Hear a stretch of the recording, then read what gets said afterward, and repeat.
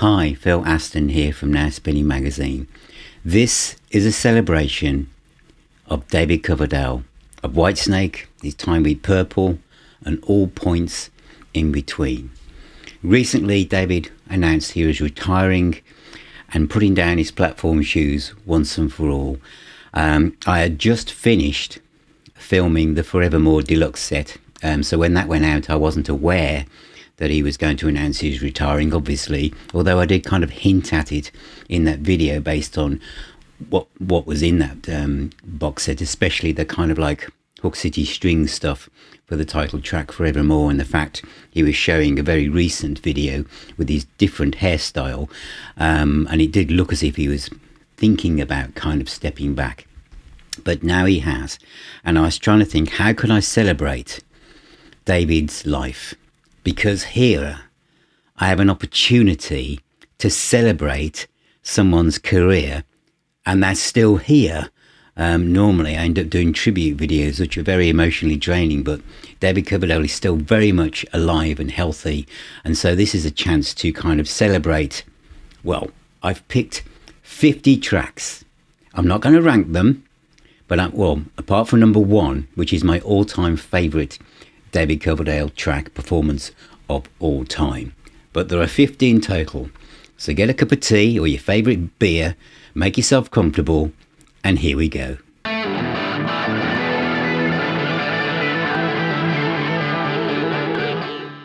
Yes, a top 50 rundown of my favourite David Coverdale moments. It isn't a ranking video. I tried to do that, but it was just too difficult. Everything was moving around all the time. So imagine, if you can, that this is a box set, or a box set made up of about 5 vinyl albums or several CDs in a box. So all the tracks would be in there, and it wouldn't necessarily, because it's like side 1, side 2, CD 1, CD 3, doesn't mean that they're ranked in any particular order. So the only thing that's ranked in this whole top 50 is the number one which I'll end on. So I'm going to count down from 50, but it doesn't mean that they're in order of importance. It's just the 50 tracks that I made the list, and I've been working on this list for about 4 days now. And thank you very much for all of you who commented on the post I did about this on Facebook, across the community, putting in your thoughts as well, because I put all of those in. And thank you to some of you, because there's a couple of things that I overlooked. But I could have kept going and going and going, because some of you will know that when I first mentioned this, it was the top 20. Then it became 30. Then it became 40. And I had to draw the line when it crossed over the 50 mark. And there was no bubbling unders, because otherwise I'd have gone to a top 60. So it is 50 tracks celebrating David Coverdale and everything he has done for us. And I'm hoping that David is watching this as we run down. So, hi David, thank you for tuning in. It's great to have you here, and obviously please get in touch if you want any tips on dealing with grey hair, and also it'd be great to have you on the podcast as well. It's good to be cheeky, isn't it, at my age? Right, what is when I say it's number 50, again, because some of you are going to go 50, it's not ranking, it's just 50 tracks, but it'd be great to know, would you have picked these songs, and what do you think? Right, at number 50 on my list of fantabulous David Coverdale performances is Long Way From Home, from the album Love Hunter from 1979. Here it is in all its kind of risque gloriousness. 1979. The reason why I picked Long Way From Home is because it was kind of, in a way, you can't imagine David or any band is being opening with a song like that, because it's kind of just gently rolls out of the gates, doesn't it? It's kind of a mid-paced, Bad Company, free type number, a nice steady beat from Doc Dowell, because obviously Ian Pace wasn't here at this time. But it was a fantastic gig as well. Have I got a half? This is the tour program from then, which I'll do separate videos on these things. You can tell, can't you? This is why I told you to go and get a cup of tea. We're going to be here a while. Look at that. Great picture of Bernie Marsden. Sadly missed. But Long Way From Home really captured, I felt, the kind of David is a great vocalist. Trouble was a good album, but this one and this opening song, and there'll be other songs in this album as well included in this list, but I just felt it was mature, relaxed, and it was Coverdale. I was so excited that this was the opening song, and when I was doing mixtapes for some of my mates, I put this on for people who kind of weren't sure about where Coverdale was going after his first outing with Trouble, but I thought this was a great opener. So I need to tick these off as I do them, otherwise I won't know where I am. Next, I've picked Might Just Take Your Life from the album Burn. I've got this multiple times on single. The reason why I've picked Might Just Take Your Life is the vocal is purely because of the vocal performance. I know it's kind of a really driving Hammond organ feel from John Lord, and it has that John Lord solo at the end, but there's something about the vocal performances, and from Glenn, but specifically from Coverdale, because this is, it's his first outing with Deep Purple, and Might Just Take Your Life has got that really richness to the voice, the kind of bluesy soul aspect of his singing, and it really brings the words to life. It's one of my favourite Purple songs, Might Just Take Your Life anyway. I bought it on a single when it came out. I remember walking around Mel Square in Solihull with a little transistor radio, and I had it rammed against my ear just because, and the reason for that was because I think it was Emperor Roscoe had said he was going to play the new Deep Purple single, and my mum and dad were saying, we're going out to the shops, and I couldn't stay in on my own, so I had to go with them. And so I walked around Mel Square in Solihull with it, waiting for Deep Purple to come on, and it came on. I was just had it on so loud because it was Purple, and it was Might Just Take Your Life. That's at number 49 in my list. The next one is also by Deep Purple, and it is I Need Love from Come Taste the Band. Other tracks from this may appear as well. Come Taste the Band is in my top 3 Deep Purple albums, but I do think it also features many of David's best vocal performances. Again, the richness in his voice that was in just the year before with Burn. But here, or about 18 months, here it's kind of developed and matured a bit further. And I Need Love is a really funky song with Tommy Bolin really and Glenn Hughes supplying the funk. But there's something about the phrasing, and the kind of gaps and the confidence in his vocal phrasing that really lifts this song. I could pick again. There's other songs that are going to appear from this album, but I think that I Need Love is another way of expressing the talent and the joy that David Coverdale has brought his fan base. So I Need Love from Come Taste the Band. Phil, the next one's from Deep Purple as well. It is, and I've just realised that I haven't got it next to me, so there'll be a slight edit. And I've returned from that slight edit as I had to go and find a copy of Stormbringer off the shelves behind me. The track I've picked from this album at this point in my list is actually Love Don't Mean a Thing, which was track 2 on side 1. This caused such controversy when it came out. Stormbringer obviously was obvious. It was Deep Purple. But Love Don't Mean a Thing was such a shock. We're only the second track in, and this is not like any version of Deep Purple we had ever heard before. But now, or then really for me, Coverdale's voice, the soul, again the phrasing, the emotion. And isn't music just that? The transference of emotion from one person to another, and how it enters our body, our ears, and how it makes us feel. So it does obviously connect to our body as well. But I love this straight away. I love the fact it was rich with lyrics. There's a lot of stuff, a lot of storytelling here, but it was done such oomph. I love this album, and I think again, Coverdale's voice is confidence. It was confidence from from Burn, but I feel that this was there were so many different textures and so much light and shade on this album. It was so different, but it showed that Coverdale could go in any direction.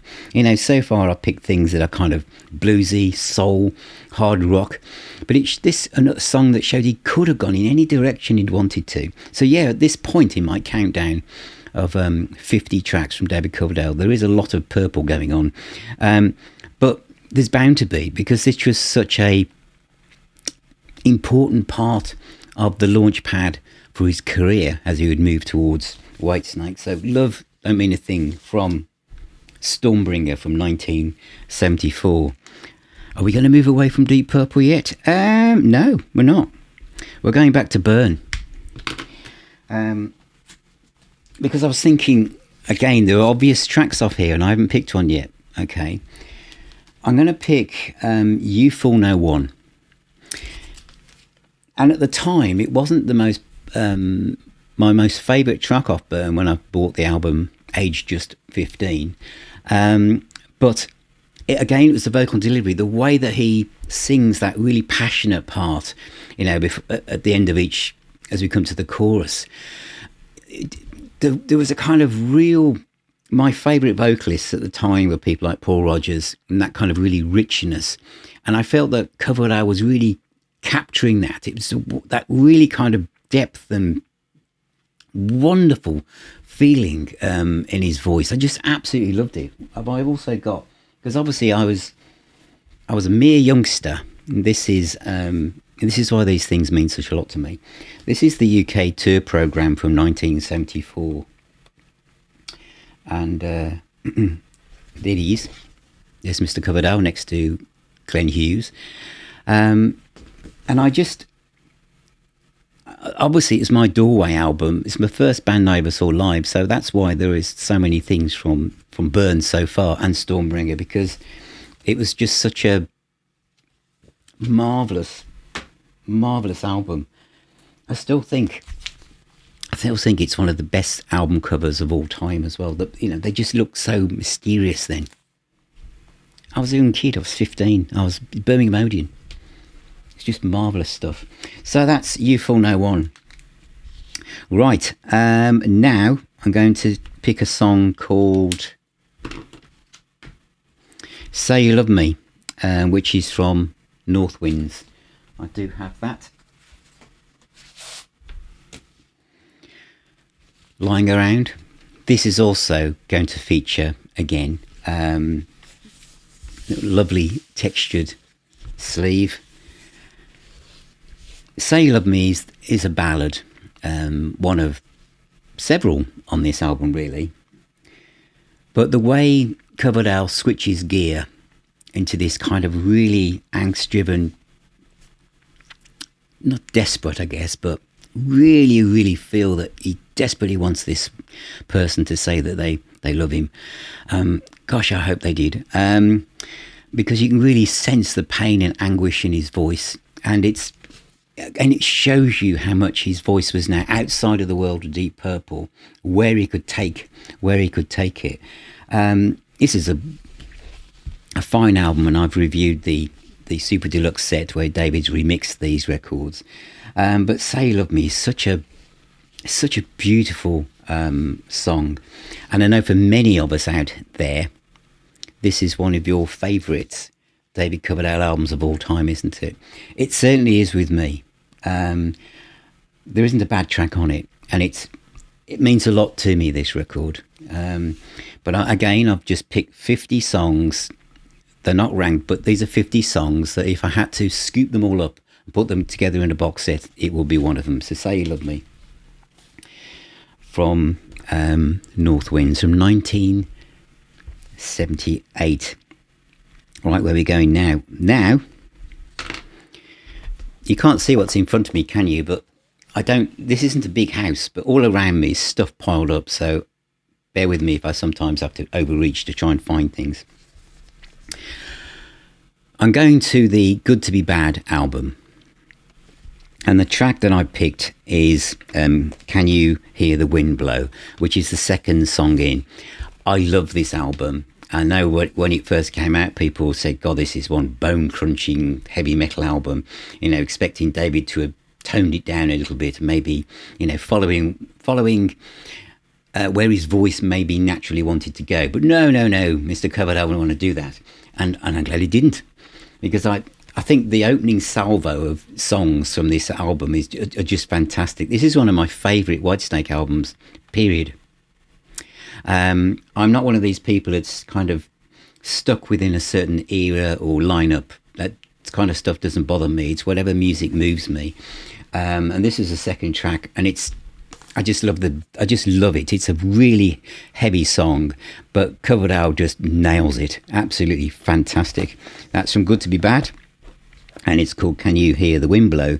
Next is the most recent one in my list, which is Shut Up and Kiss Me, which is from Flesh and Blood. Yes, we're still showing that David Coverdale could do those innuendo-driven songs about passion and lust and love, etc. But it was such a lot of fun watching the video. You could tell the whole band are on fire. This is a really good album. And the final one, in many ways, this is the CD and DVD version. So Shut Up and Kiss Me. It's just a great, fun song. It makes me smile. The whole album is good, but that's the one I decided. If I was going to pick anything from this album, that's the one I'm going to choose. Next, I'm going to Slip of the Tongue from 1989. This is the one with Steve Vai on. This one took some time at the time for me to get round to get, because I kind of felt that the way that Coverdale was trying too hard and Steve Vai was kind of was too kind of like flashy, perhaps. What did David say at the time? That Steve Vai was weaving tapestries from hell or something, in the way that he was playing guitar.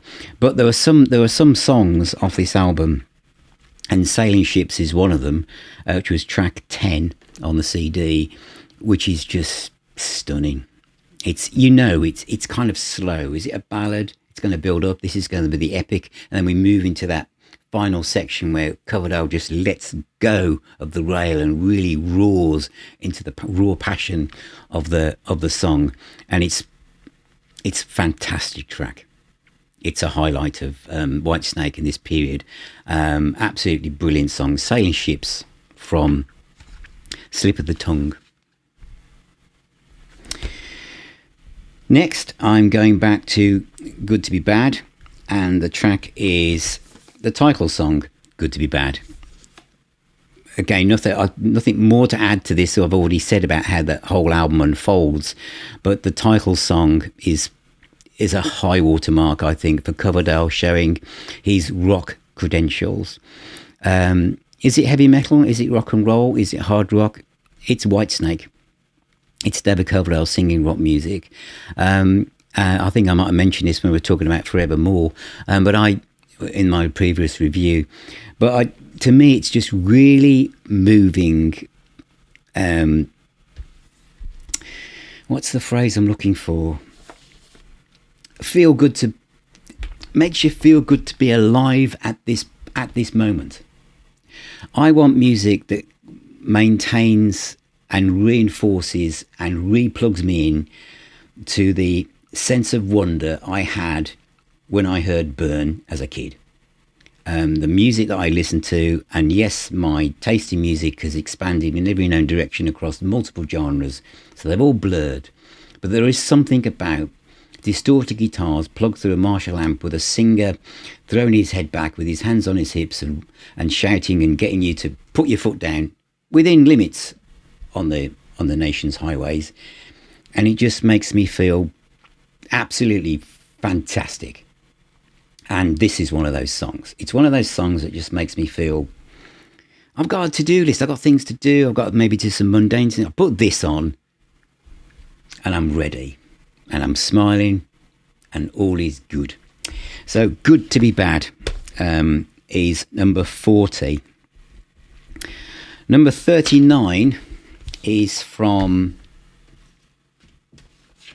Slide It In. What have I picked from Slide It In?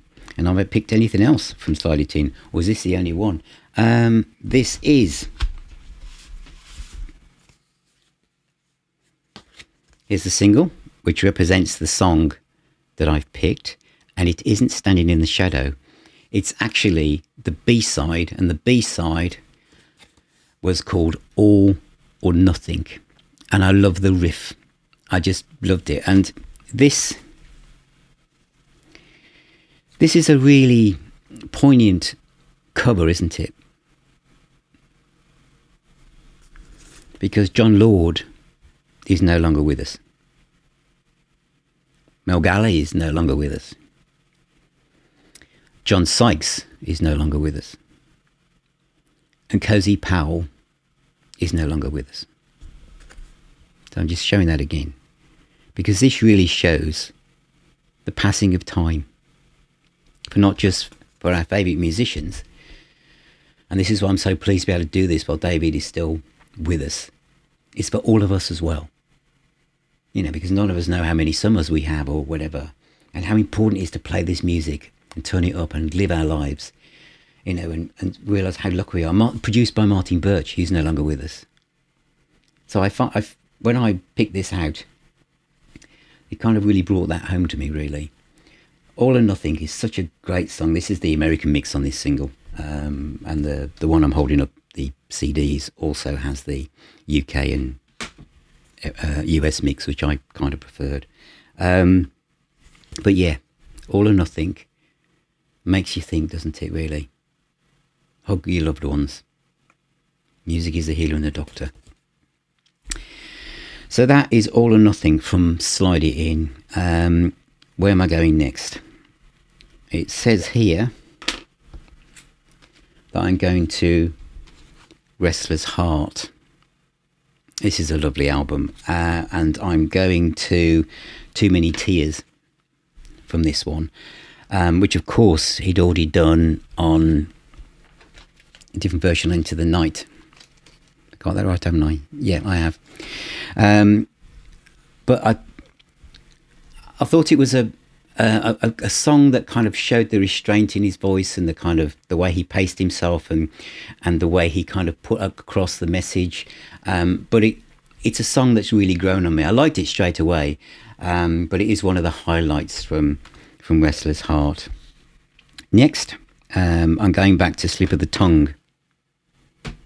If I can find it, I can. So what would be the other song, or the other song that's giving away this could be the only other one from it.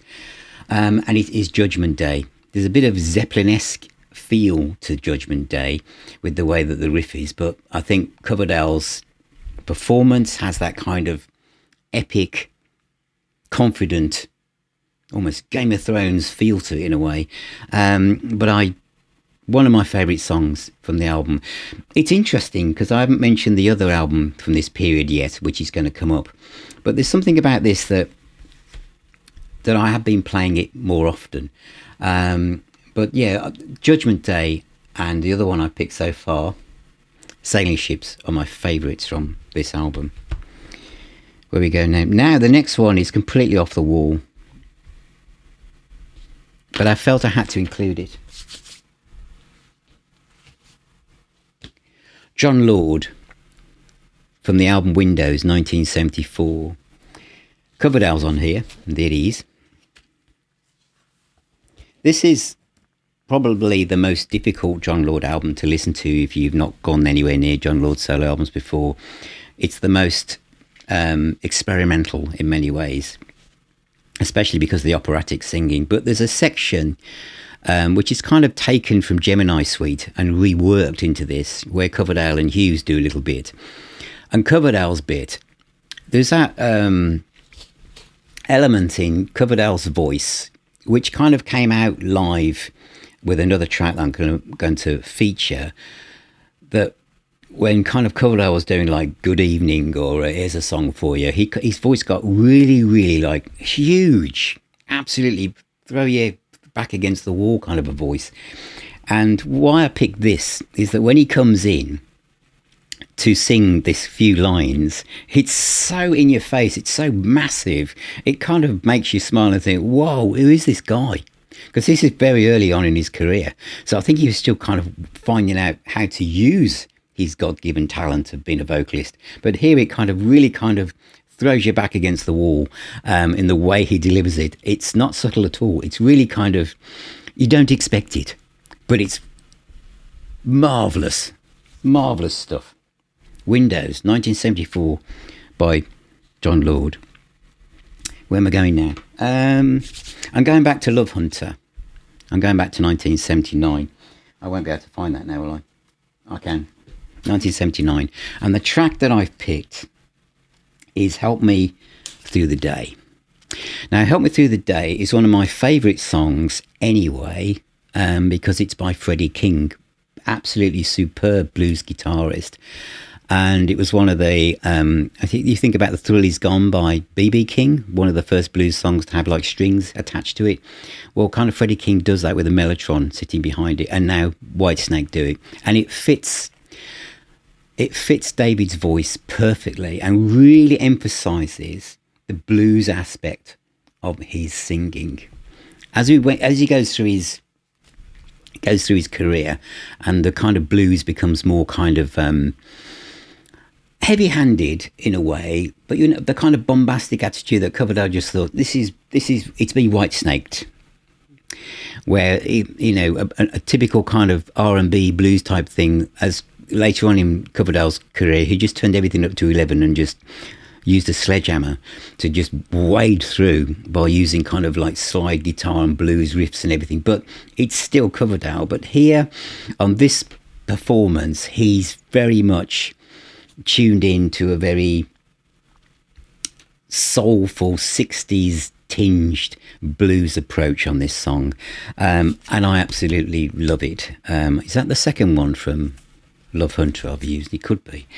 So that is Help Me Through the Day, originally by Freddie King, from Love Hunter. Next, I'm going to have to bring a little picture up on the screen for this one because I can't find it. I only ever had it as a single, and it is from the Days of Thunder soundtrack, and is The Last Note of Freedom, which was a song that was, I think, co-written by Billy Idol as well as Coverdale. I think somebody else was involved. Coverdale hasn't done, because he might do, hasn't done many kind of things outside of the main bands he's been with. But thank you to Now Spinning Magazine community here, because quite a few of you mentioned this one, and because I couldn't find it when I went to look for it, I'd kind of forgotten about it. But The Last Note of Freedom is a wonderful performance, and it kind of gives you another window into what might have been. It's still Coverdale. The richness in the kind of this more mellow and gentle approach to singing really comes through. And again, at the end, when he kind of does this, Paul Rodgers did it as well, kind of constrained and held back kind of angst that easily could be a really kind of loud vocal, but he kind of held, it's kind of, you can feel that his heart pushing out, but his vocal is kind of restrained. Last Night of Freedom is my 34th choice. It's not ranking, my 34th choice of 50 songs that everyone should have or hear to experience David Coverdale. Next is the first one from 1987. And this time I've gone for Crying in the Rain, which again was already done previously on an older Whitesnake album, but I think it's this one. It has to be this one. And it has to be this one because John Sykes on it to me. I think this version also features one of John Sykes' finest solos. And again, we've lost John Sykes, as already mentioned, when I held up that other lineup of Whitesnake. But I just feel that Coverdale knew the power of this song. He wanted to revisit it. He really does it with his new vision of where he's heading.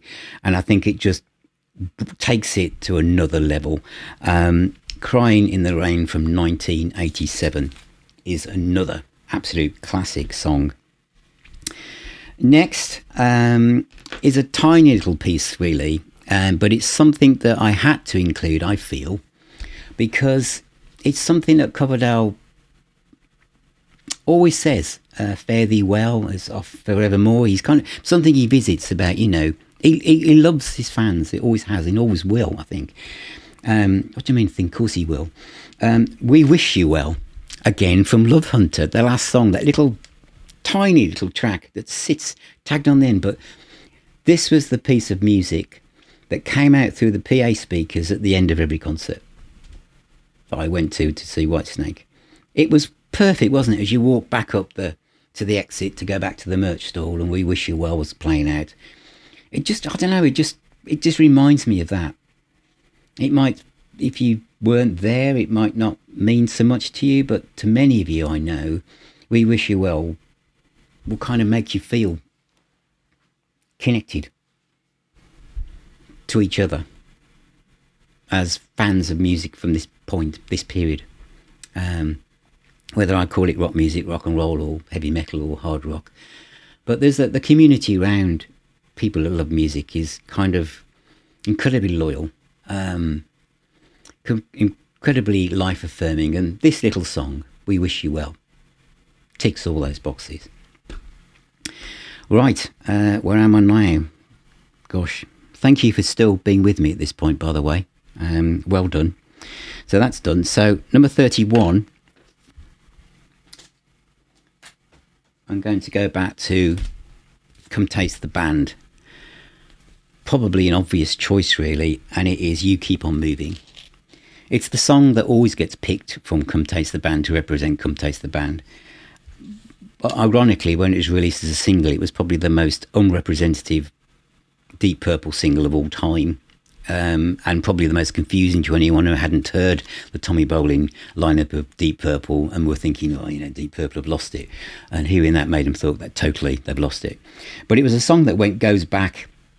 It just covered Al and Hughes. This was before Tommy Bolin even joined, really. But what a song. Not only is Tommy Bolin's guitar solo at the end unbelievable, but Coverdale's, Put Your Arms Around Me, Around the Sun and everything. The way he sings, it's just incredible. It's a credible performance. It's just timeless. It's just timeless. It's just such an amazing song. You Keep On Moving from Come Taste the Band. Next, I've got this on a single, so I'll hold that one up, I think. Here we go. It's from North Winds, and it is Breakdown. The most Deep Purple song that Coverdale did without being in Deep Purple was obviously he was singing a song about the last days of Deep Purple, so it had to sound like Deep Purple, didn't it? Although he had violins on it and stuff. But it was all about, the fact that the machine behind Deep Purple saying, you got to keep going, and he didn't want to. And he sings like he screams on it. And it's a song that almost finished a lot of the early Whitesnake gigs as well. And I have a kind of real kind of soft touch for Breakdown. I think it's the rockiest song on here, but it fits in so well with this album. Breakdown, yes, it's very Purple, but it's from Coverdale. He wrote it. It's some passion. He was moving on, transitioning to his new world. But it's a great performance. I just love that song. When I bought that single, because I was so in love with Coverdale's voice, and as much as I like Rainbow and Pace Ash and Lord and Gillan Band, etc., I really wanted to champion Coverdale because he was the one that kind of didn't have all these famous people around him, or he hadn't got the history. He'd been done other things before Purple. He was kind of the one that you thought, well, that's him done now, isn't it? He's going to have to join another band. He'll have to join Uriah Heep or something, which I think came across the table towards him. Whereas Gillan was Gillan, and he didn't have the kind of fast thing on his CV to say he'll be fine. I think, didn't they, record company give him 10 grand and say, well, go and make an album and maybe that'll keep him quiet. But this was really showed he was going to be fine, wasn't he? Breakdown from North Winds. Oh, I'm going to stay with North Winds. What a surprise. Opening song, North Winds, from the album North Winds. This is very free, Bad Company, Paul Rodgers-ish. Just loads of lyrics. Coverdale just doing what he does best. But isn't it a beautiful song, North Winds? Isn't it just an amazing song? This kind of ballad and the storytelling, the way he sings it. Isn't it just amazing? It's just I just love this song. This album is brilliant, isn't it? Be interesting when you watch this back. Think how many times did Phil? Which albums did Phil focus on the most? Which one should I go and listen to? North Winds. I think it's because there's so much variety on here. Life is variety. Life isn't just all, 10:30 at night for last orders in the pub, is it? Sometimes you're kind of chilling out with a cup of tea, or you're walking to the shops. And I think this album covers so many different parts of what goes on in life. That's why I like it. That's why it's had so much staying power. North Winds. What's next? Ready and Willing. Do I have that to hand on a record? Yes or no? Yes. Not a great cover, is it? I think some people think it's a brilliant cover. I always thought it was a bit like, I don't know. Now, of course, it's iconic, isn't it? What track have you picked, Phil? You haven't said. Oh, yeah. Ain't Gonna Cry No More. The epic opener from side 2. I saw them also on this tour. This is the tour program.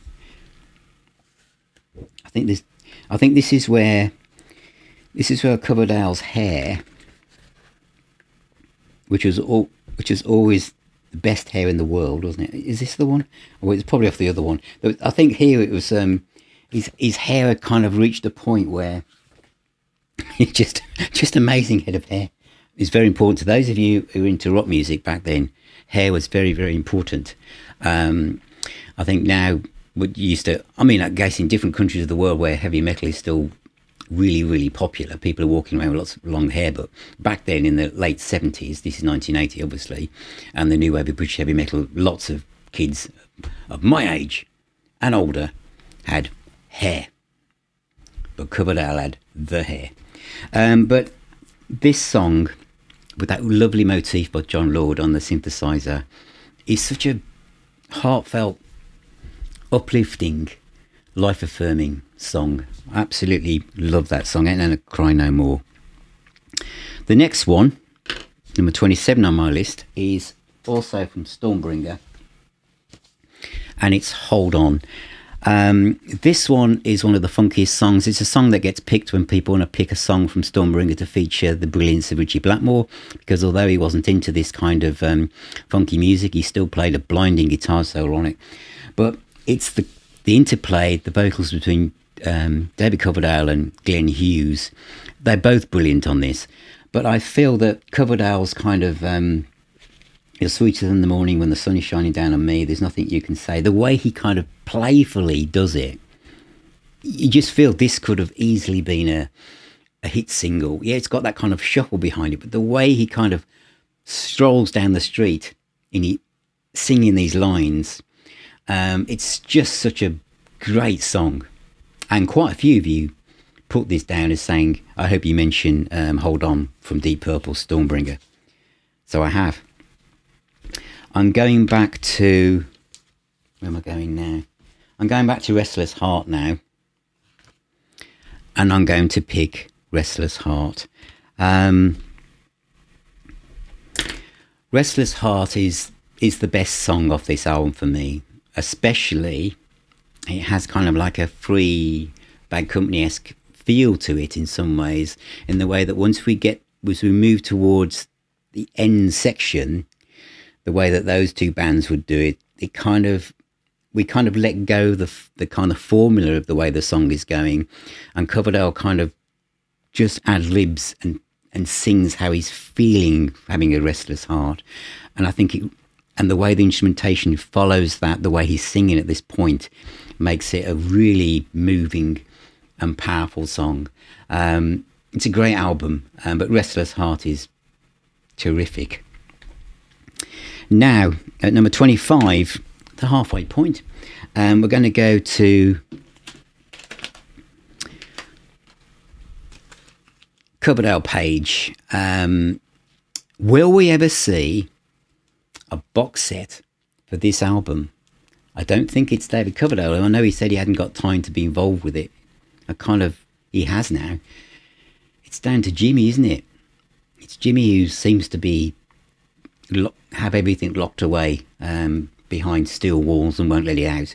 But this does need to be looked at as a Super Deluxe box set. I could have picked several things from here, but I've gone for the song that means the most to me because I feel it contains the most passion from all involved. And that is Take Me for a Little While. I think the way Coverdale sings on this, because he's belting it out in some places, but I think on this song, I believe every word he says. There's something about it. It feels really genuine, authentic, heartfelt. Jimmy Page is blending in with what Coverdale's trying to portray. And I think it's an absolutely fantastic song. I know there are others on here that people have mentioned, I should mention, but to me, Take Me for a Little While is the best song from the Coverdale Page album. I remember this coming out. It was such a big news, wasn't it? And it's a shame they didn't continue for another album or even do the tour for longer or any live stuff come out. Box set, please, everybody. The next one is the River Song from Into the Light. Another stunning album as Coverdale started to make his way back into Whitesnake. It's Into the Light and the River Song, which is a great heartfelt power ballad, I guess.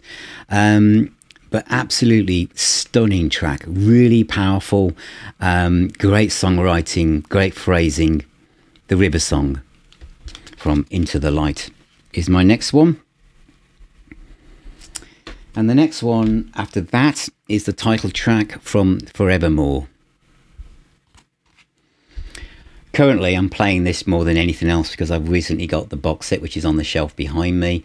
I just love the song. I think it has that right level of melancholy, authenticity, passion, that it just, I don't know. Maybe it's because there's so many different versions I've heard over the last few days, but I think Forevermore is one of the finest songs that Whitesnake ever produced. Period. I don't think at the moment I'll ever get tired of listening to that song. It's just an absolute classic, but I have just reviewed the whole thing, so I'm not going to go on too long about that. So that's Forevermore. The next one is from 1987. The song is Don't Turn Away. If push comes to shove, Don't Turn Away is my favourite song from this record. Yes, including that other one. Don't Turn Away.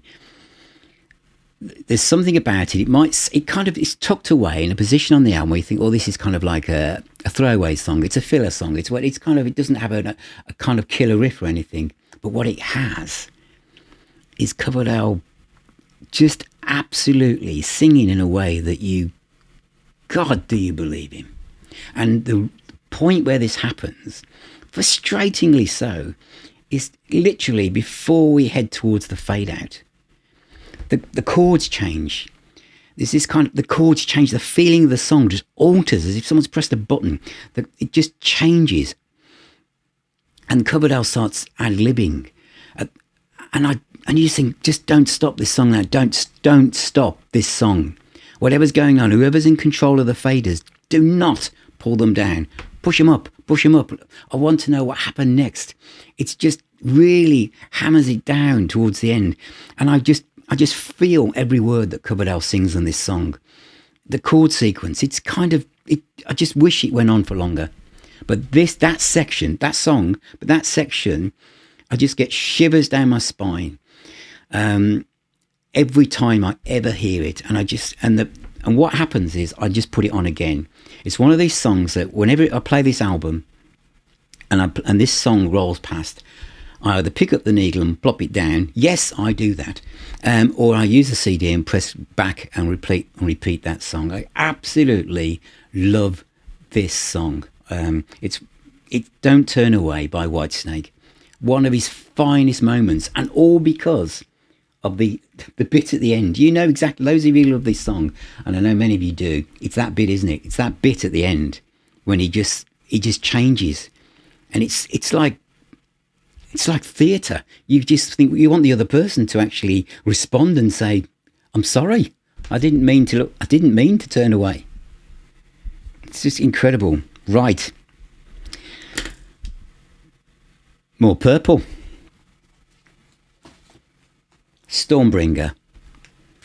And I'm going to go for the one that's on Made in Europe. And I'm going for this one because Alan Freeman played it. I came home from going to Bogart's in Birmingham on a Saturday, and I always used to listen to the Alan Freeman show.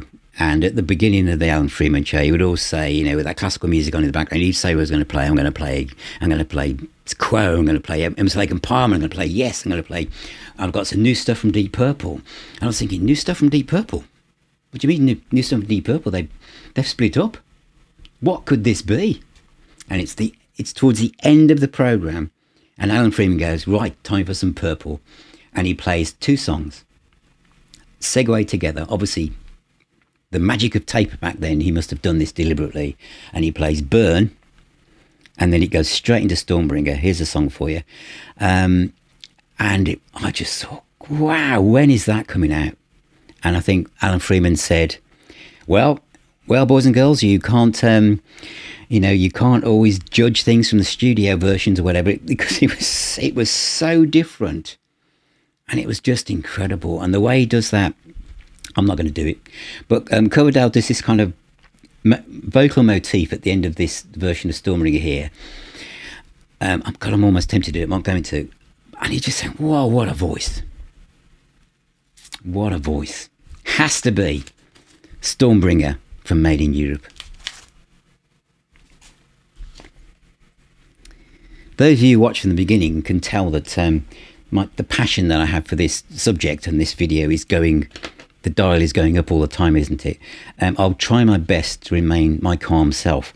But as I'm talking about all this Whitesnake stuff and looking down at the list of what I've done, what I've covered, and what's yet to come, it's damn well exciting, is what I'm saying. Right, where are we?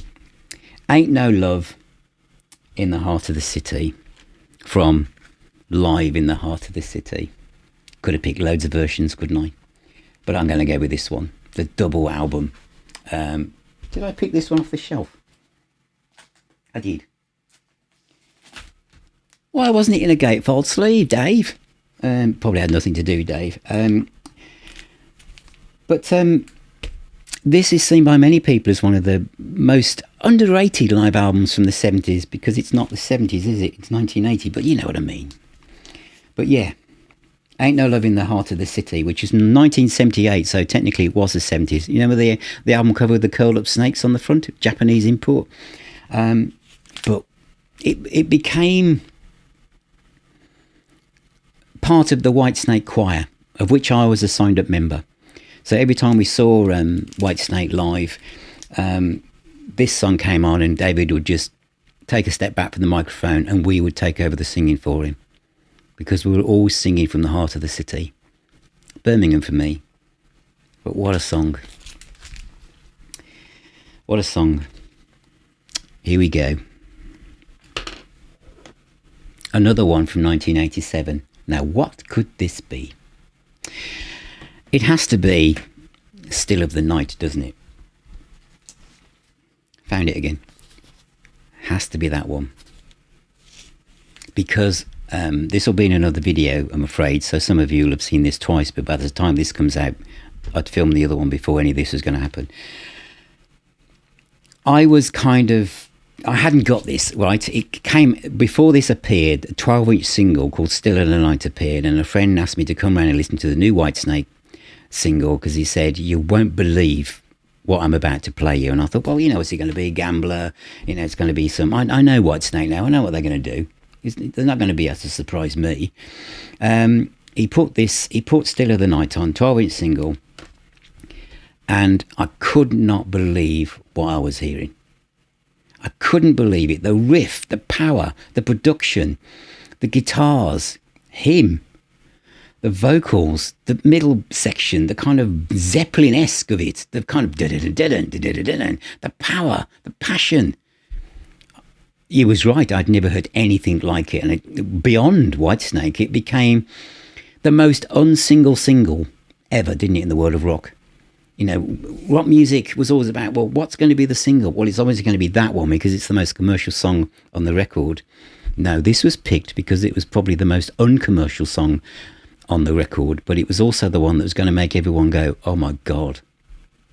Rock music in the late 80s has now changed forever. And David Coverdale from Whitesnake, ex-Deep Purple, is at the helm.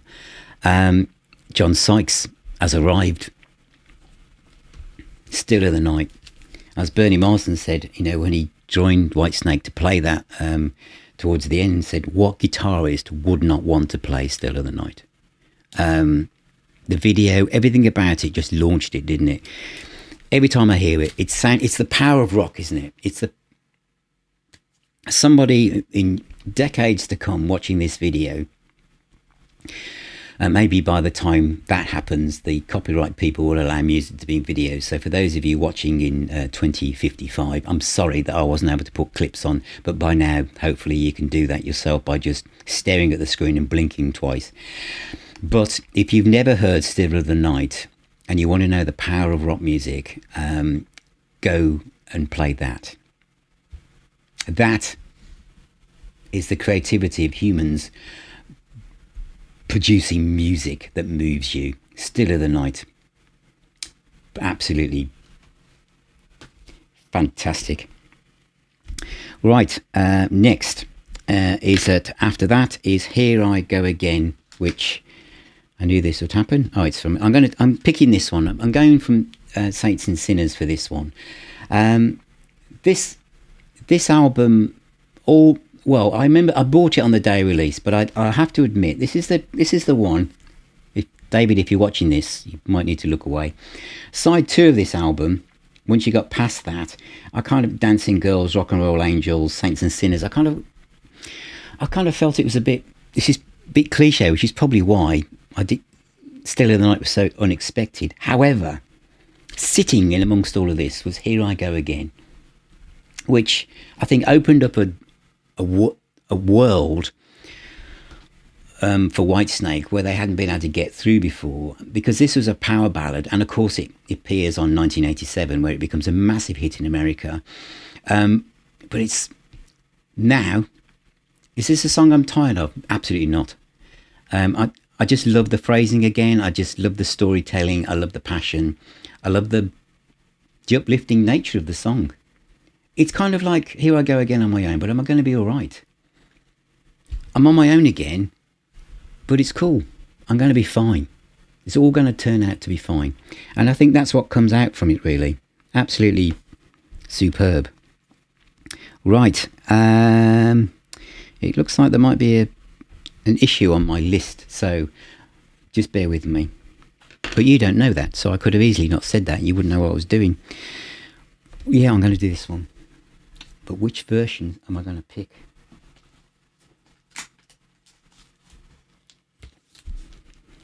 Trouble from 1978. Yeah, I'm going to do this one. Because I was almost going to pick it from the live album, but I've already just picked something from the live album. I'm going to pick Trouble from the album Trouble, because I didn't feel that Martin the Wasp Birch did a wonderful job in producing this. The CD remaster sounds amazing, by the way. But my favourite track from this is Trouble. Lyrically, it's classic Coverdale again, been a bit of a gambler, a bit of a rogue on the road. been a bit one with the ladies, but he's, his heart's been broken many times. But Trouble is kind of written by Marsden. You see, the Coverdale Marsden is a great partnership, absolutely great partnership. I saw them here. What can I show you? I have got the tour badge, but I won't be able to find that because I just know I won't be able to find it now. Oh, here it is.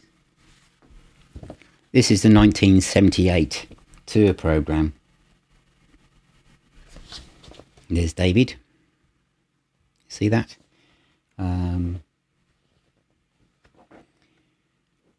Marvellous stuff.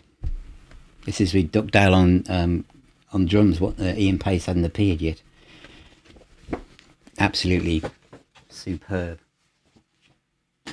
Trouble, from the album Trouble. Next is, I'm going to go back to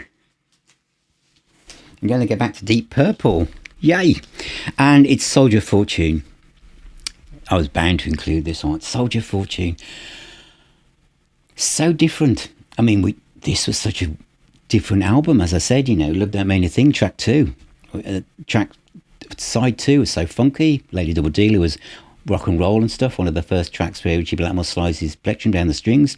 But Soldier of Fortune, a ballad.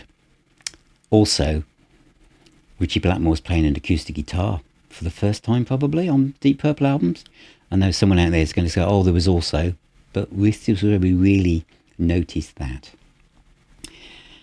And this, lyrically, is just perfection. I love the storytelling. I've often told you stories about the way I've lived the life of a drifter, waiting for the day when I take your hand. Oh, Soldier of Fortune. And that bit at the end where the kind of mellotron comes in from John Lord. Oh, fantastic. I can hear the sound of a windmill going round. I guess I'll always be a soldier of fortune. Marvellous stuff. And of course Coverdale dabbled with this many, many times in his Purple album and, live with Whitesnake. When he's unplugged and everything. Soldier of Fortune. Where now? The next one, we are going back to Love Hunter. This is, and probably the most obvious one of Love Hunter, where some of you have been thinking, surely, Phil, don't panic. And the song is Walking in the Shadow of the Blues. This was the song where I had various friends who weren't into Whitesnake. They kind of thought, nah, I like Rainbow. I like, and I like where maybe Gillan might be heading. I'm listening to lots of the new wave of British heavy metal that's popping up left, right and centre. I'm not sure about Whitesnake. It's a bit too kind of bluesy for me. And I was at Bogart's in Birmingham, and I was with someone who said, I don't think Whitesnake, I don't think they're going to get anywhere. And I asked Martin, the DJ, to put on this song, Walking in the Shadow of the Blues. And he put it on, and my mate went, is the rest of the album like that? Is the rest of the album like that? I was going, yeah. Well, it's not quite exactly like that, but it was enough, and he was in, and that was fine, because he caught the bus to Planet Whitesnake, and Reading Willing was next, so all was good.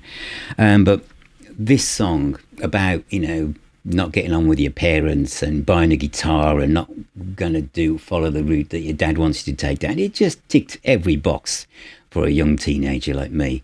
And I love the keyboard and the stomp and the guitar chords and the rhythm, the whole way the song is created, and that guitar solo from Bernie Marsden. Let's hear it for Bernie Marsden. I've said things about John Sykes, and I'll go to talk about Mickey Moody's slide playing or whatever. But and all the other great guitarists has been, in Whitesnake. But Bernie Marsden, let's just shine a light on him just for a few moments here. Because he was a real musician. If you read autobiographies, and it's always about, what they were doing after they got off the stage and all the partying and the drugs and everything. You read Bernie Marsden's autobiography, and it's about guitars and what guitar he bought and what he named them and his amps, and it's just guitars. And music and albums he loved and influences, and he loved his wife and everything. It's guitars, An absolutely amazing guy, Bernie Marsden. And I think that Walking the Shadow of the Blues is just, well, yeah, I could have said, Here I Go Again on My Own, that's Bernie Marsden. But this one, Walking in the Shadow of the Blues, from Love Hunter. Right, I'm going to go back to North Winds now. So, sorry, slight edit there, because I knew there would be, because as I go down this list, I'm putting things all over the place, and it's burying things I'm trying to find. So I'm going to show you this, using this single again. It's from the album North Winds, and it was the B-side, and it was Only My Soul. This is, many of you mentioned this, and I know on the Super Deluxe set of David's solo albums, he's remixed this, where I think he's, sorry David, I think you kind of messed too much with it. This version with that bass and the kind of synthesizer and the strings, this is definitive. The version of Only My Soul here is just absolutely brilliant. And what a vocal performance as well, from North Winds. From North Winds again, another track from North Winds. And I know I've gushed about this, and here I am again now. Here I go again. Here I am again on my own, mentioning another song from North Winds called Only My Soul. Before the song Say You Love Me, which is also featured. Before the song Breakdown, which is also featured. Only My Soul from North Winds. Next one is also from a solo album. The first time this has appeared in the list, isn't it? And it's a ballad. It's a beautiful ballad. And it is Hole in the Sky, which was also a single. Pictures Sleeve in France, I believe. But Hole in the Sky is a real... Imagine. Burn, Stormbringer, Come Taste the Band, and Made in Europe, and now this. Hole in the Sky was such a change, but for me, I loved it. I loved the fact that Coverdale was singing this ballad. I could put it on in front of my mum and dad, and people who didn't like rock music say, "This is David Coverdale, by the way." And they go, "Really? I like that." And at the end, when he kind of, again, goes up a notch, but doesn't scream. He just uses that rock voice in just a fantastic way. Hole in the Sky, I just love the way he just, he's going to show more emotion. I think this is also the control in Coverdale's voice. He could sing softly. He literally weave the emotions around your heart, the way he would use the phrasing. Hole in the Sky from Whitesnake. Absolutely superb. Good God, we're going back to North Winds. And it has to be the next song that I picked, because it was the way my brain was working. It's Time and Again. So Time and Again from the end of side one, and we've also had North Winds. I've had 1, 2, 3, 4, 5 tracks from this album. Time and Again could have been a massive hit for George Michael. It has a kind of George Michael feel, but that's because George Michael must have heard it, not because it was the other way round. And so many people I know have said, when they've heard, I can't remember which song it is, but there's a George Michael song that sounds like Time and Again. But Time and Again is one of the most beautiful ballads of all time. This is where the remix that David did is absolutely stunning with the string quartet. But it's absolutely incredible. Time and Again shows what would have happened if the hard rock element of Whitesnake hadn't have worked. Where would David Coverdale have gone with his career, his singing? What would have happened if Time and Again became a massive hit? Where would he have gone?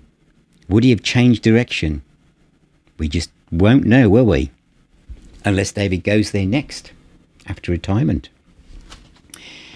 So, here we go. And the next two are from the same record.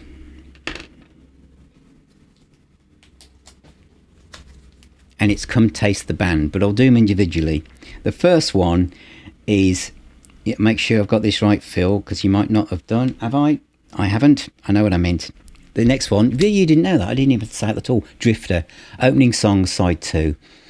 It's killer, isn't it? It's absolutely killer song. It's such a rocking song, especially at the end when it does that. Ian Pace is on fire. Ian Pace on this album is on fire. But this one, Drifter, the way we have that soft part with Hughes in amongst it, but it's the delivery. It's the delivery of the lyrics. And again, a bit like Trouble. I mean, Coverdale has been born a rambling man, never got a chance to settle down, hold on to love, taking air, moving on, been on the highway, going nowhere, desolation, destination. It's a path that David Coverdale has driven on many, many times, and he knows if there's trouble, he ain't taking the blame. Trouble, North Wind's been on that winding grey road, born a loser, I'm beyond the law, women behind me never can find me. But they do eventually. But absolutely terrific song. Very underrated when people think about Come Taste the Band. People don't mention this track very often, but to me seems such an obvious one to mention. And the next one from the same album in my list is Coming Home. This is the song where Glenn Hughes is on because he was battling a few demons. So Tommy Bolin plays bass on this.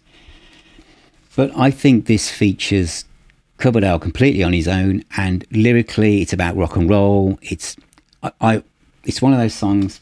My mama showed me how to rock in the cradle. I learned how to roll along. My mum said you got to have some fun because when you're old it ain't too good on your own. Was it been so long since you heard my song? Gonna pick up my guitar and play. Felt so bad I had to leave you. I knew I'd be back someday. You might say it's a bit cheesy, but I think it's great. Tommy Bolin plays an absolute blinder. He basically says, hello, my name's Tommy, and this is what I'm going to do next. But I love the ad-libs at the end. I love the whole way that Coverdale sings on this. The opening song, side one, track one of any Deep Purple album is just perfect. And this is just perfect. Coming Home. And quite a few of you picked this one as well. Right. Everything's piling up around me. Where am I going next? Done Coming Home. Right, we're going to an EP now. This is the Snakebite EP from 1978, which was produced on glorious Whitesnake vinyl. See what I did there? And this featured Bloody Mary, which I remember seeing them do on Top of the Pops. Ain't No Love in the Heart of the City, studio version. Come On, which was an opening song for quite a while live. These songs got tagged on the CD remaster of the first album, but the song that I'm going to mention is Steal Away. I think I saw them do it live on the first tour, but Steal Away, with that kind of echo bit towards the middle, 2/3 of the way through, is superb. But Steal Away is my favourite track from this EP and could have, I think, easily been used instead of some of the tracks that were used on Trouble. To me, it was that strong a song, Steal Away.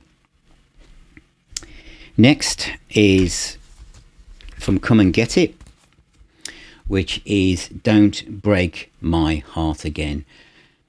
This is one of my favourite Whitesnake songs of all time. So although I said this list isn't a ranking video, I'm glad that when I just poured all these things down, that this one is where it is. When I heard this for the first time, I love the voice. I love the guitar solo by Bernie Marsden. Is this Bernie Marsden on his own again? No, it says Coverdale on his own. But the guitar solo, that just a little bit of echo, is absolutely fantastic. But again, the other thing that kind of drew me into kind of like the Paul Rodgers influences is when we get to the outside of the last chorus and Coverdale starts to ad lib and he goes up a notch, goes up a pitch with his vocals. It really makes the song go somewhere else, because it is a fairly kind of dun dun, with the keyboard chords and everything, quite a stompy, you think quite simple song, but because of the way Coverdale sings it, it's an evergreen, perfect love song with lots of passion, lots of angst, great guitar solo, but it's the way it moves towards the repeated chorus where I could have easily listened to that for another 2 or 3 minutes. Don't Break My Heart Again from Come and Get It is my next one. Gosh, we're nearly there now. 8. This is my Glow in the Dark single from 1980 with the UK tour dates on the back. Oh, this will tell me when I went, won't it? Birmingham Odeon, 30th of June 1980. That's when I went to see them on that tour. Mean Business, Don't Mess With Me from the album Trouble is on there. And this was, as I said, if you put this under a light, it glowed in the dark. And of course, the song that I haven't mentioned, because this is the one I mean, is Fall For Your Loving. And I think this is where a lot of us realised that Whitesnake were going to do really well. You've got, it's 1980, even though Down to Earth was released in 79, All Night Long was in the charts by Rainbow in 1980, Gillan was in the charts with singles from Glory Road, Fall For Your Loving was in the charts. So although Deep Purple had split up, it didn't matter. Oh, and Deepest Purple was in the charts as well, because either Gillan, Whitesnake or Rainbow were coming around to tour the Birmingham Odeon literally every year. So it was like having 3 lots of them instead of 1. But Fall For Your Loving, I think everything comes together for that, doesn't it? It becomes like the high water mark for that lineup of Whitesnake. Fall For Your Loving. Now I'm going to some more obscure stuff in a way, but I felt we needed some deep cuts in here. This is an album called The Wizards Convention, and it features Rick Lee, Roger Glover, John Lord, Rick Van Linden, Coverdale, Hughes, Tony Ashton, Ray Fenwick, Peter York, Eddie Harding, Mo Foster, Mark Nussif, and the track is called Money to Burn, which is a absolutely fantastic song featuring David Coverdale on vocals. It has a real soulful kind of Isaac Hayes type soul vibe to the vocal delivery here, but it's an amazing song. It's an amazing song. Lots of people have heard it, think it's one of Coverdale's finest performances, and quite a few of you said, Phil, don't forget Money to Burn from Wizards Convention. And I haven't, because it was going to be on the list anyway, because I think it shows a different side to David Coverdale, and this is the whole point of this list, is to give you as much way into the different sides of the guy as you can possibly get. Sail Away. Why this one? Because it was very different to Deep Purple. I remember in the school disco where I went, they put Sail Away on and the girls danced to it. And I remember looking at the dance floor thinking, the girls are dancing to the music of Deep Purple, because it's got that kind of funky, walking, keyboardy guitar riff thing. But I love the really relaxed way that Coverdale kind of just gently sings this song. But equally, again, this kind of slightly held back, but not forced, but angsty vocal that comes up as he moves through the song. It's just classic Purps, classic David Coverdale. Next is another one where I'm going to have to pause the video because I haven't got it in front of me. And I'm back with Deep Purple live in London. And what's off here? I've decided that this is the version of Mistreated, because Mistreated has to be in this list. And I could have picked it off Burn, but I felt there were other versions. I could have picked the one that Whitesnake did off Ain't No Love in the Heart of the City, whatever. But no, this one. Why this one?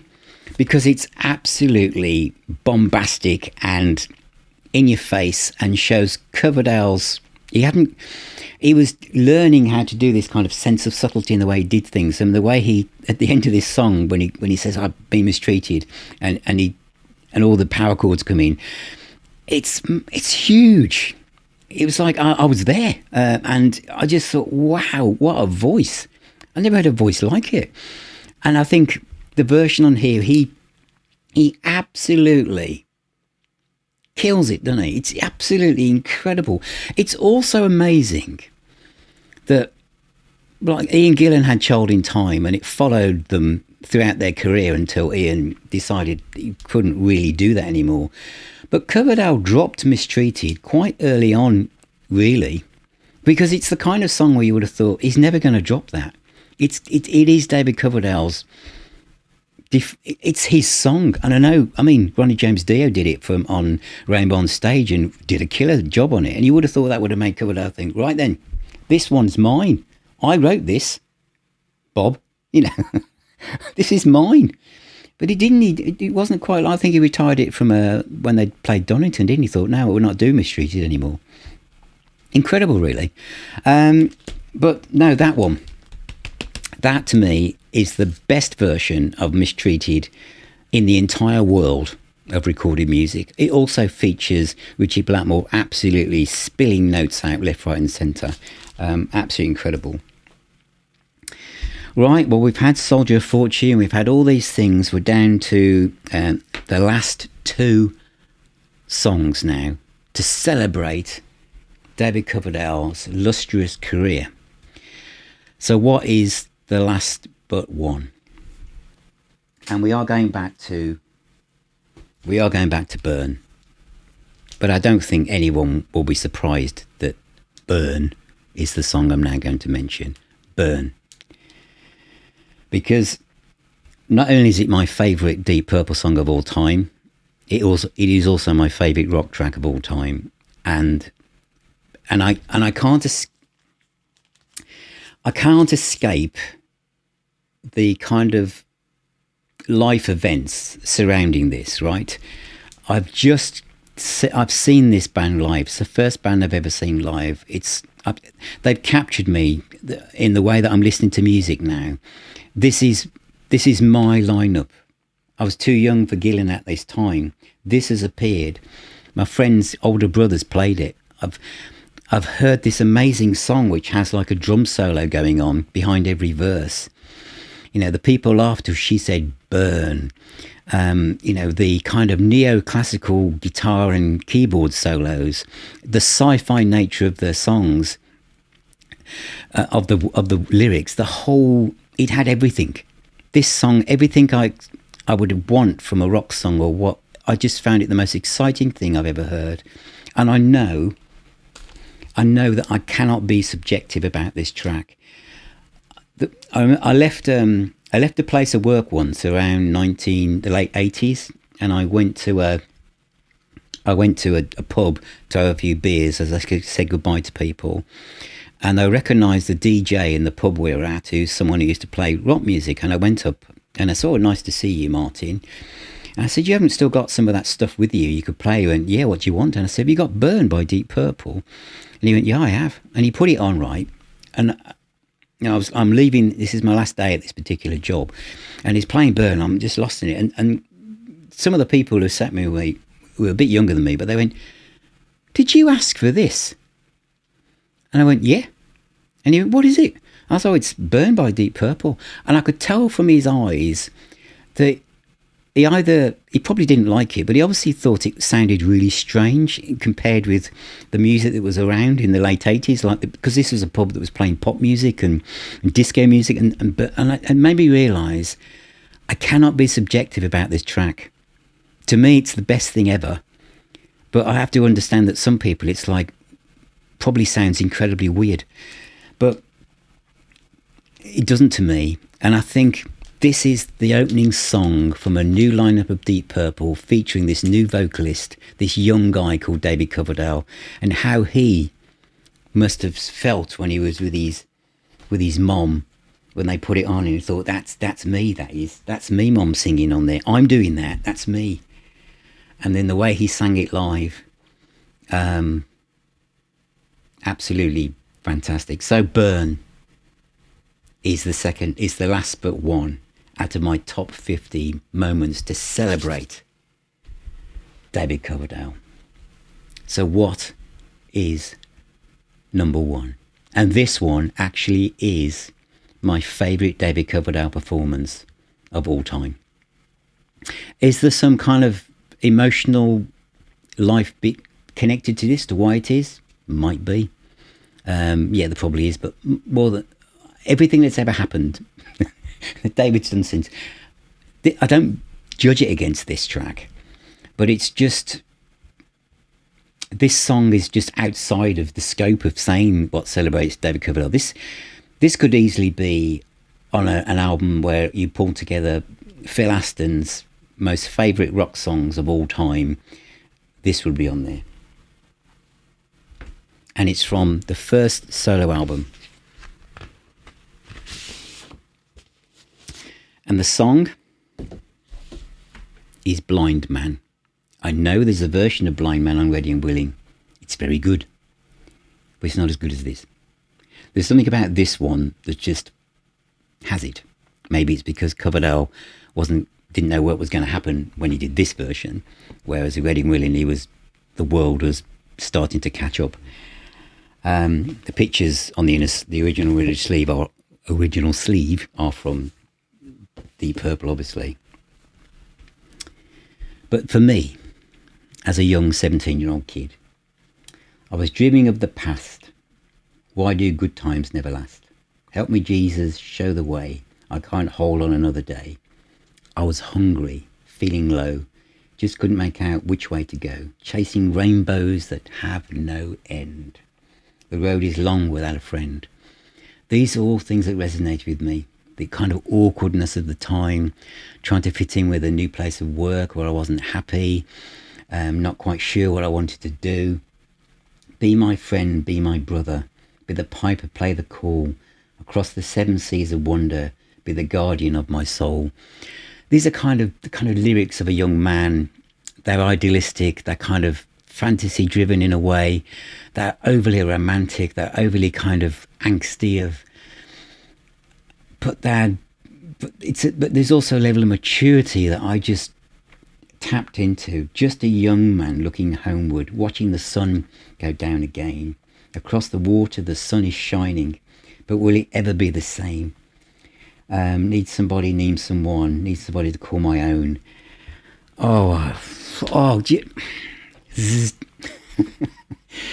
Just had shivers go down my spine as I read that out. And again, I mentioned in Stormbringer at the very end when he does this like repeated angsty kind of call. He does it on the end of this. It's like something that such a powerful inflection he did vocally. I can't do it. Otherwise, some of you know what I mean. But we had all the synthesizers come in, and it is kind of like very, very close to Be My Friend by Free in places. That's okay, I don't care, because this is like a new dynamic, a new sense of feeling, a new emotive way of experiencing this kind of message.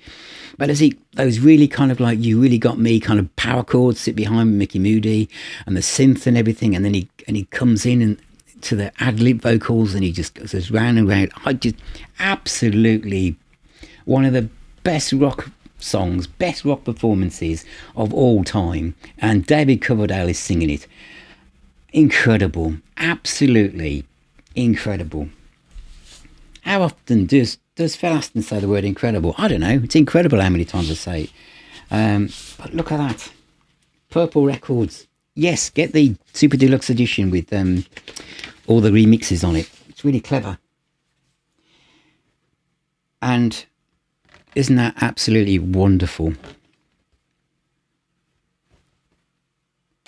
So that is my favourite Whitesnake, David Coverdale moment.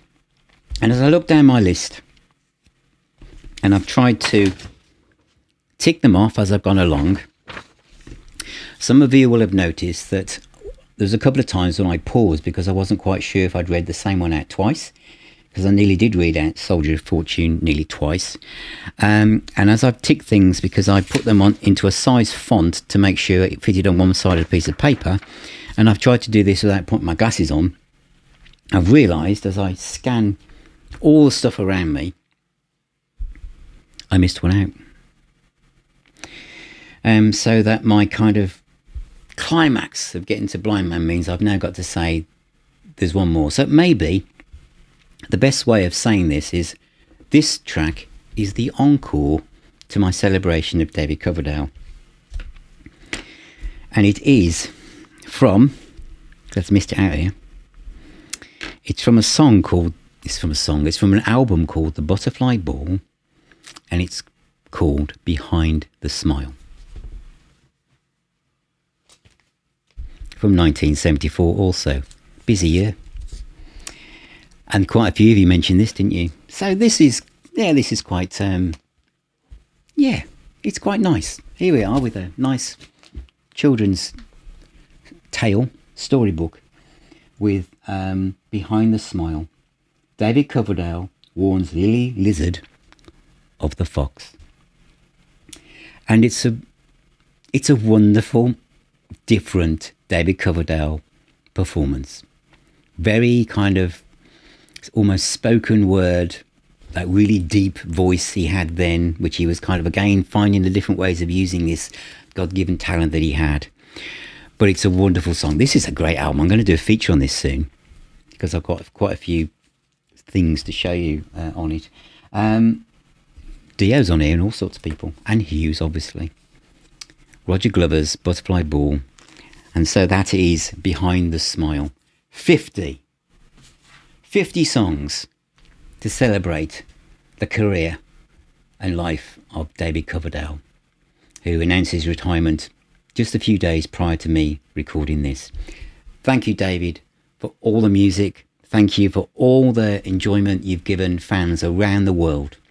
Absolutely millions of us. All these albums, all these tracks. I've mentioned 50 of them, but there are tons more. And in the comments, you can tell me what you would have picked. And there's lots you would have picked as well. And what do you think of my choices? But most of all, thank you, David, for all the music. As I've said, it's absolutely fantastic to be alive and being around and to be able to see you live, to capture all this music around me, whether it's on CD, whether it's on record, whether I'm streaming it. Absolutely amazing body of work. Make sure everybody you get the deluxe box sets if you still can, but absolutely incredible career that David Coverdale has had. So thank you so much. And music is the healer and the doctor. And I want all of you to stay safe and hug your loved ones, and for you, David, to remain healthy and hug your loved ones as well. Thank you so much for everything, everybody, all of your support. And if you want to become a little bit closer, because why wouldn't you, to the Now Spinning Magazine communities, then become a patron or YouTube member, where you can join the WhatsApp groups or the Facebook group. You can come along to our own private pub with the Now Spinning Arms, and also buy merch and all sorts of things. We meet up twice a month via Zoom. But thank you again. Keep spinning those discs, and I'll talk to you all very, very soon.